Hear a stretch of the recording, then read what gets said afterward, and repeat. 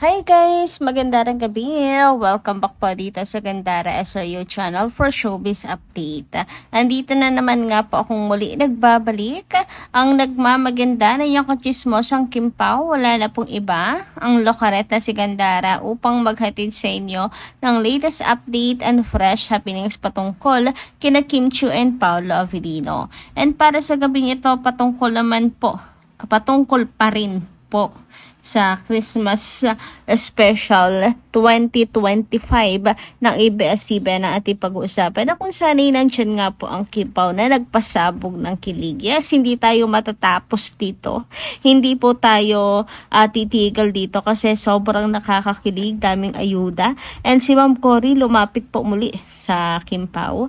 Proud na proud talaga po siya sa kanyang dalawang anak na yan. Uy, grabe. Anyway, isa rin sa pag-uusapan natin, grabe, ang ganda ni Kim Chiu. Si Paolo na starstruck kay Kimi. Pero bago pang lahat ng iyan, alam ko excited na kayo. Dami pa talaga pong mga ayuda sila Kim and Paolo, kaya humanda kayo at makinig hanggang dulo.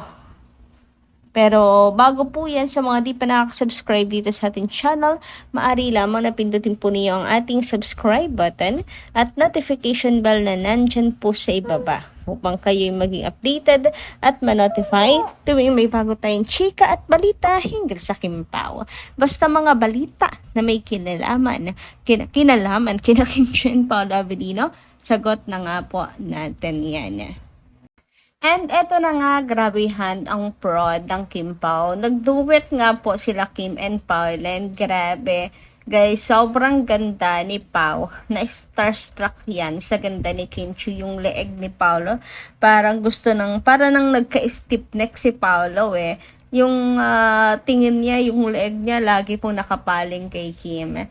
Even po nung may prod si Pao, parang may hinahanap sa audience eh.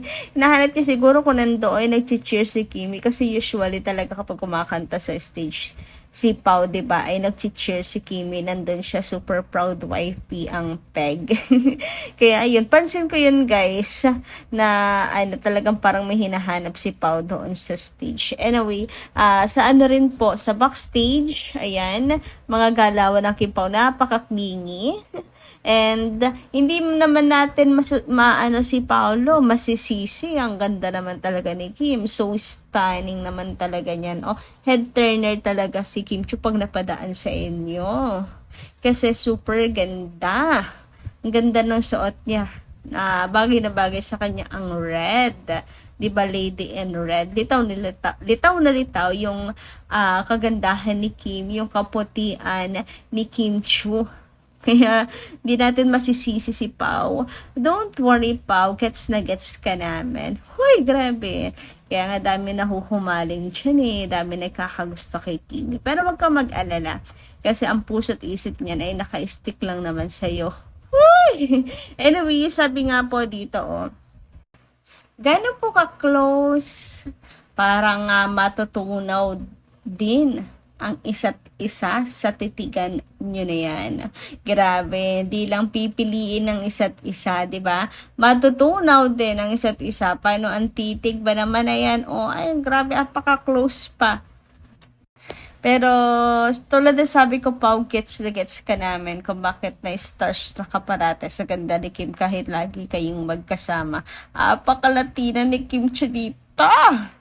Anyway, isa rin sa mainit na pinag-uusapan ay etong pagsasama ni Fiang at saka ni Kim. Alam niyo naman nung unang labas ni Fiang sa PBB, pinagkukumpara agad yung dalawa, ganto ganyan.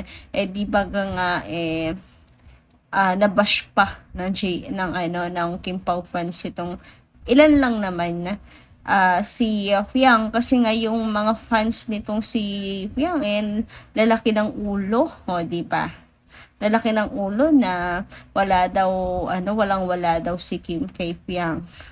Pero tingnan niyo naman ngayon, magkasama po ang dalawa, and ina-acknowledge naman na si Kim po ay isa sa tinitingalang actress sa industriya, and hindi niyo po mapapawi yan po ang katotohanan.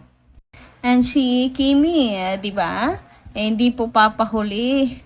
Ibiruin yung laki ng age gap niyang dalawang yan. Bata pa si Fiang. Si Kibi, 30s na. So, kaka-18 lang ata niyan. Or 19 itong si Fiang. Pero, si Kimi, ang face card, di ba? Baby face pa din yan. Akala mo, magkasing edad lang yung dalawa, no? At ang ganda ni Kim Chu. Patalbukin ng gown na pak ang kay Kimi. Anyway, dumako naman nga tayo dito sa paborito kong picture ng Kim Pao. Sabi ko na ito sa inyo kanina. Paano naman naging paborito? Huy, very close. Hindi lang kanilang mga face, kundi charot. Kagabi na kasi kinagi-green tayo. Hindi guys, pampagood vibes lang yan. No, ganda rin. No, ang utak. Mag-focus. Huy, wag ganyan. Ano ba? Charot lang. Baka sa mental tayo niyan pulutin. Napaliw na sa Kimpaw po. Mga kababayan. Meron pong nababaliw dito. Nababaliw sa Kimpaw. Huy, grabe. Ba't kasi ganyan ka-close Kimpaw naman? Charot lang. Anyway, ayan. Si Tita Cory, nandiyan nga po, kuha po ng Kimpaw Universe. Credit po sa inyo. Screenshot ko na lang. Di ko po kinuha yung mismong video. So, ayan. At pinuntahan po bali ang Kimpaw. Super proud talaga at mahal nila ang Kimpaw. Do. Alam mong proud na proud sila kina Kim and Paolo. Talaga naman. Ayan. At ang sarap lang na alam niyo yung mga boss. Gustong gusto po ang Kim Pao, lalong-lalo na si Kim Chu. Grabe. O, diba? Basta may mga ganaps, may mga events, si Tita Cory talagang lumalapit po yan kina Kim, kina Paolo. Talagang face-to-face nilalapitan, kinakausap. And happy, parati. Ang tagal na parati na pag-uusap na para bang ayaw pong mawala sa tabi ni Kim Chu. Uy, parang barkada lang. Kaya sa mga nagsasabi dyan, karma yan ni Kim, kinakarma si Kim. Bahala kayo dyan na magsinabog yung utot nyo, kakangaw-ngaw dyan at kakaputak, no? Hindi po mamahalin ng mga boss, ng mga ng showbiz industry si Kim Chu kung hindi po siya, kung masama po ang ugali niya. Sa amin tala, sabi naman ni Jairus Kitchen dito, natawa ako sa sikat na ang kambal kahit wala pa. Ha ha ha. Ano kaya reaction ni Kuya Paolo dito? Nakakatawa talaga ang mga bagay-bagay. Basta Kim Pao ang pag-uusapan. Yes, true. Pati talaga ako'y natawa doon. Good vibes talaga. Biruin mo. Sikat na ang Kim Pao kahit wala pa man. Pero totoo, di ba? Yung wala pa man, pero pinag-uusapan na ng mga fans, they are so excited. And yung iba nag-edit na ng pictures. Sikat na talaga. Para sa future ng Kim Pao.